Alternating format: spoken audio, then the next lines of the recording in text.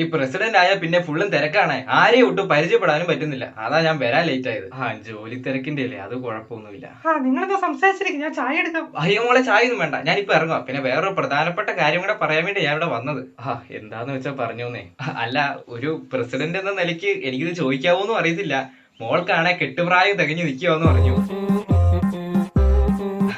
മോളെ എനിക്കെന്നാ കെട്ടിച്ചു തരാവോ? പ്രായമൊക്കെ അല്ല, പ്രായമൊന്നും ഒരു വിഷയം അല്ലെങ്കിൽ കുഴപ്പമില്ല. എനിക്കാണെ വെറും 42 വയസ്സേ ഉള്ളൂ. പാവം. അല്ല, എനിക്കുണ്ടല്ലോ 50 വയസ്സ്. പിന്നെ സ്ത്രീധനത്തിന്റെ കാര്യമാണെങ്കിൽ പേടിക്കാൻ വേണ്ട, എത്രയാന്ന് വെച്ചാൽ ഞാൻ തരാം.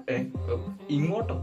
എത്രയാന്ന് വെച്ചാൽ ഞാൻ ഇനിയും തരാന്നേ. പിന്നെ പ്രസിഡന്റിന്റെ ഭാര്യ എന്നൊക്കെ പറയുമ്പോ ഒരു റേഞ്ച്.